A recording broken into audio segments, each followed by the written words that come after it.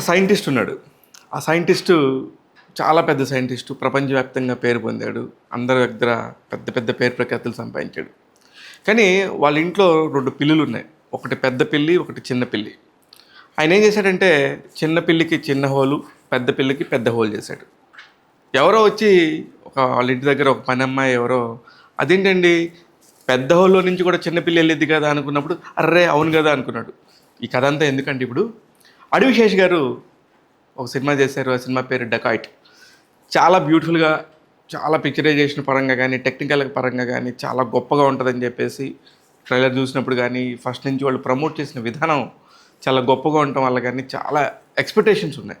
అంటే ఈయన ఒక పెద్ద సైంటిస్టు అనే ఒక ఫీలింగ్ ఉండింది మనందరికీ. ఈ సెల్యులాయిడ్ సైంటిస్టు చాలా కొత్తగా, నీట్గా ఏది చేసినా చాలా ఫ్రెష్గా చేస్తాడు. చాలా బాగుంటాయి, ఇతని ఐడియాస్ చాలా కొత్తగా ఉంటాయి అనేది ఒక ఫీడ్బ్యాక్ ఉండింది. మనం కూడా కళ్ళ ముందు చూసాం అనేక సినిమాల ద్వారా. క్షణమై ఉండొచ్చు, గూఢాచారి అయి ఉండొచ్చు, అలాగే మొన్న మధ్య వచ్చిన మేజర్ అయి ఉండొచ్చు. ఇవన్నీ చూసినప్పుడు నిజంగా అతని మీద ఒక అంచనాలు అయితే ఏర్పడ్డాయి. ఆ అంచనాలు కూడా ఒక్కోసారి చాలా పెద్ద ఎత్తున ఏర్పడితే వచ్చే ప్రమాదం ఏంటనేది డెకాయిట్ సినిమా. ఎందుకు ప్రమాదం అంటున్నానంటే నిజంగా సినిమా వాళ్ళు అనుకున్న కథ ఒక చిన్న కథగా బ్యూటిఫుల్గా తీసుకుంటే మాత్రం ఖచ్చితంగా సూపర్గా ఉండేది కథ. కానీ ఒక్కొక్క పాయింట్ తర్వాత వెళ్ళే కొద్దీ ఇదేంటి ఇలా ఉండింది, ఇట్లా కాదు కదా, ఇట్లా ఉండాలి కదా అని ఒక అంచనాకు వస్తారు. కానీ ఫస్ట్ హాఫ్ అంతా కూడా అలా సాగుతున్న టైంలో సెకండ్ హాఫ్లోకి ఎంటర్ అయినప్పుడు ఒక్కొక్క చిక్కుముడిని విప్పుకుంటూ వచ్చారు. శేష్ దగ్గర ఉన్న గొప్పతనం ఏంటంటే ఆ చిక్కుముడులు అలా వేసుకొని తనకు తానే వేసుకొని అన్నీ నీట్గా విప్పి ప్రేక్షకులకు చూపిస్తూ ఉంటారు. దానికి ఆయన పక్కన అబ్బూర్ రవి గారు ఎప్పుడు అద్భుతమైన స్క్రీన్ ప్లేతో రెడీగా ఉంటారు. ఆయన మాటలు కూడా చాలా పదునుగా ఉంటాయి. కథ చెప్పే విధానాన్ని చాలా ఈజీగా ప్రేక్షకులకు అందిస్తారు. ఇక్కడ జరిగిన ప్రాబ్లం ఏంటంటే ఈ కథలో డైలాగ్స్ ఎంత బాగున్నా ఆ చెప్పిన విధానం కొంచెం యాసతో, ఒక రాయలసీమ యాసో లేకపోతే ఏదో కొత్తగా ట్రై చేద్దాం అనుకున్న దగ్గర మళ్ళీ ఇబ్బంది జరిగింది. ఇలాంటి ఇబ్బందులు ఈ సినిమాకు ఉన్నాయి. ఏంటి అన్ని ఇబ్బందులు చెప్తున్నారు సినిమాలో, అసలు ఏం లేదా అంటే ఇప్పుడు అదే వస్తున్నాను. ఇక్కడ సినిమాకు సంబంధించిన ఒక కథ ఎత్తుకున్నప్పుడు హరిజన కథలు లేకపోతే ఊరి బయట ఉండే దళితులకు సంబంధించిన కథల్ని చాలా బలంగా చెప్పిన సినిమాలు చాలా గొప్పగా ఉంటాయి. కానీ ఈ పాయింట్ తీసుకోలేదు. అలాగే ఒక బ్యూటిఫుల్ లవ్ స్టోరీ, జూలియట్ అనే ఒక పాత్ర ద్వారా బ్యూటిఫుల్ లవ్ స్టోరీ చెప్పాలనుకున్నారు. ఆ లవ్ స్టోరీ నిజంగా చాలా ఎమోషనల్గా అనిపించింది. కానీ అది కూడా పూర్తిగా అంటే ఏ పాత్ర కూడా పూర్తి స్థాయిలో ఆకట్టుకోలేకపోయింది.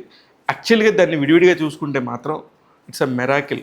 ఎంత బాగా చేశారు, ఎంత టెక్నికల్గా చాలా బాగుండింది, సౌండింగ్ బాగుండింది, కెమెరా వర్క్ చాలా బాగుండింది, ఇవన్నీ అనుకుంటాం. ఇవన్నీ ఎప్పుడు అనుకుంటామంటే సినిమాలో మెయిన్ సినిమాకు సంబంధించిన సినిమా కథ అంతా కనుక మనకు ప్రేక్షకుడికి ఆకట్టుకోపోయినప్పుడు ఇవన్నీ ప్రతి ప్రేక్షకుడు ఆలోచిస్తాడు, ఏది బాగుంది, ఏ వర్క్ బాగుందని. ఎంటైర్గా ఈ సినిమాకి సంబంధించి మాట్లాడితే డకాయిట్ అనేది ఒక దొంగ కథ కాదు, ఒక హీరో కథ అని చెప్పాలనుకున్న ప్రయత్నం కొంచెం ఇబ్బందికరంగానే అనిపించింది. ఇకపోతే అడవిశేష్ గారు ఎలా నటించారు, మిగతా పాత్రలన్నీ ఎలా నటించాయంటే అబ్సల్యూట్లీ ఫెంటాస్టిక్. నిజంగా నటన పరంగా మాట్లాడితే మాత్రం వాళ్ళ పాత్రలో నిజంగా అమ్మాయి జూలియట్ లాగానే ఉండింది. అలాగే సరస్వతి అనే ఒక పాత్ర చేశారు మృణాల్. అలాగే శేష్ గారు కూడా హరి అనే ఒక పాత్రలో నటించారు. దీనికి సంబంధించిన మిగతా అన్ని పార్ట్స్ కూడా ఒక్కొక్కటి ఎవరెవరు టెక్నికల్గా ఎలా నటించారు, ఎంత బాగా నటించారు అనేది మాత్రం చాలా బాగుండింది. ఇకపోతే బ్యాక్గ్రౌండ్ తీసుకున్న బ్యాక్గ్రౌండ్ కరోనా బ్యాక్గ్రౌండ్ అంటే అదొక స్టైల్ బ్యాక్గ్రౌండ్ టైప్లో, కానీ ఆ కథని మనం కరెక్ట్గా చెప్పగలిగితే అది కూడా చాలా ఆకట్టుకునేది. అక్కడ కూడా ప్రకాష్ రాజ్ గారు లాంటి నటులు, అతుల్ కులకర్ణి గారు లాంటి నటులు, ఇలాంటి పెద్ద పెద్ద నటులు ఉండటంతో ఏమైంది, చాలా హై ఎక్స్పెక్టేషన్స్ వచ్చాయి. వాళ్ళు చేయడానికి అక్కడ ఏం లేదు. ఇకపోతే అందరికంటే గొప్ప నటుడు బాలీవుడ్లో కూడా ఒక సంచలనమైన దర్శకుడు అనురాగ్ కశ్యప్ గారు. ఆయన కూడా తన స్థాయిలో ఏదో చేస్తారనుకుంటే అవన్నీ కూడా చాలా రకాల ఐటమ్స్ ఉన్నాయి. ఏది కరెక్ట్గా దేనిలో వేయాలనేది అర్థం కాలేని పరిస్థితిలో ఒక పక్క ప్రేక్షకుడు ఉన్నాడు.